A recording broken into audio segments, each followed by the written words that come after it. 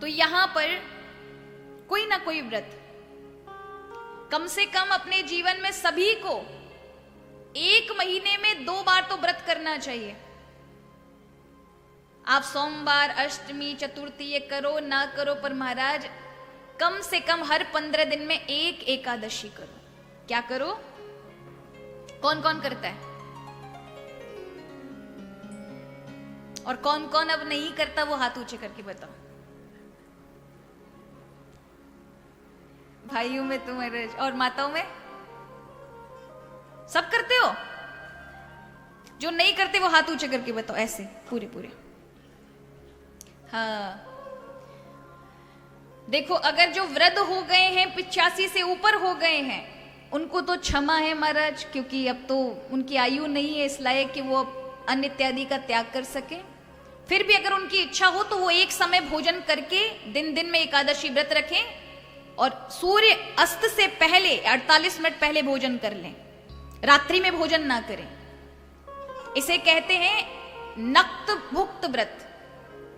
एकादशी का आधा अंश का ही पुण्य उन्हें प्राप्त होगा, किंतु 24 घंटे की एकादशी का व्रत अगर कोई धारण करता है तो उसे पूरी एक भुक्त एकादशी का व्रत का फल प्राप्त होता है।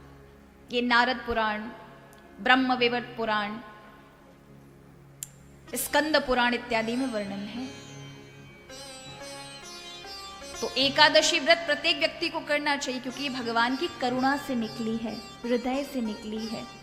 अन्य व्रतों में महाराज सब में सामर्थ्य है 4 पुरुषार्थों को पूरा करने की, किंतु इस एकादशी के व्रत में भगवान की कृपा आप तक पहुंचे, इतनी सामर्थ्य है।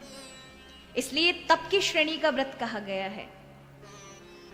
अभी पढ़ने वाली है षटतिला एकादशी, सब धारण करेंगे? अवश्य करनी चाहिए महाराज। उद्यापन इत्यादि का बहुत लोगों को डर रहता है, मत डरा करो। एकादशी व्रत खुद में ही अपने आप में भगवान नारायण का स्वरूप है। अगर प्रभु ने चाहा तो जब पहुंचो उस उम्र तक, वृद्धावस्था तक, तब कर देना, वो सामर्थ्य भी प्रभु प्रदान करेंगे। पर ऐसा कोई वो नहीं है कि नहीं करना ही करना उद्यापन। और कहा जाता है कि उद्यापन इसलिए किया जाता है, जब आप व्रत को पूर्ण करना चाहते हैं तो फिर उद्यापन कर दिया। उद्यापन के बाद यदि उठाना चाहे तो फिर से उठा लो। पर एकादशी व्रत अपने आप में बहुत बड़ा सामर्थ्य है। षटतिला एकादशी आने वाली है महाराज। इस दिन क्योंकि भगवान विष्णु के शरीर से ही तिल का प्रादुर्भाव हुआ है। ये तिल है, कुशा है, ये सब भगवान विष्णु के शरीर से निकली हैं। इसलिए षटतिला वाले दिन, एकादशी वाले दिन तिल का दान करना चाहिए। एक बात याद रखो कि एकादशी वाले दिन यदि आप कोई भी कार्य करते हैं तो अक्षय बन जाते हैं। क्या बन जाते हैं? कोई भी पूजा पाठ, कोई इत्यादि, नाम जप इत्यादि जो भी कुछ करेंगे सब अक्षय हो जाएंगे।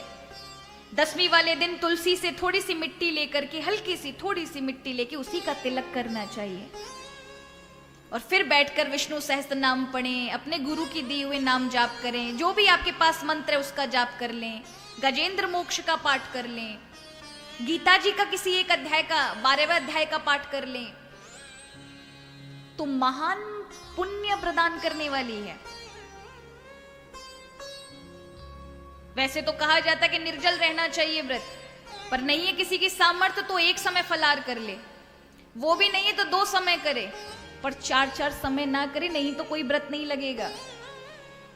कई लोग होते हैं महाराज 10वीं से ही क्या क्या बनाएंगे, कुट्टू के पकौड़े, साबूदाने की खीर। अब ऐसा लगता है भोजन में बदलाव हो गया, भोजन तो भोजन किया ही था।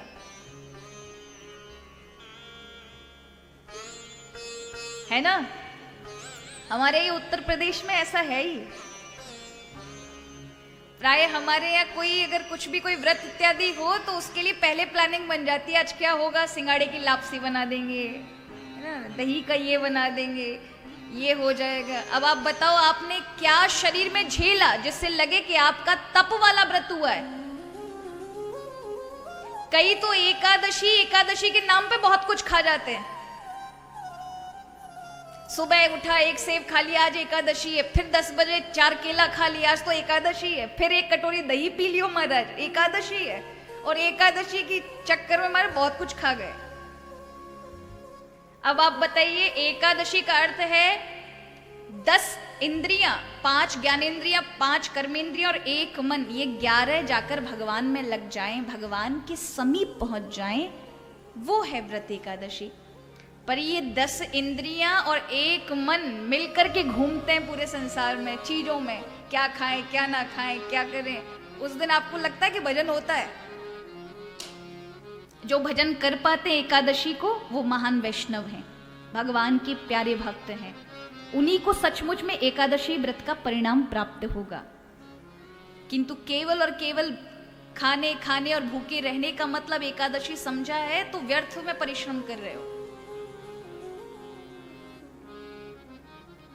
इसलिए कहा थोड़ा सा तप करें अपने शरीर से, तो फिर उससे ऊर्जा प्राप्त होती है, आध्यात्मिक ऊर्जा प्राप्त होती है। तो सबसे उत्तम व्रत यदि कोई है तो एकादशी का है। तो भले ही महीने में 2 रखो या 1 रखो, लेकिन अवश्य रखो। ये भगवान विष्णु को, भगवान कृष्ण को आपके निकटतम कर देती है। उनकी करुणा की नजर आप तक रहती है, आप पर बरसती है। तो यहां हमारी इस कथा में पड़ेगी महाराज, तब देखते हैं कौन कौन रहेगा महाराज।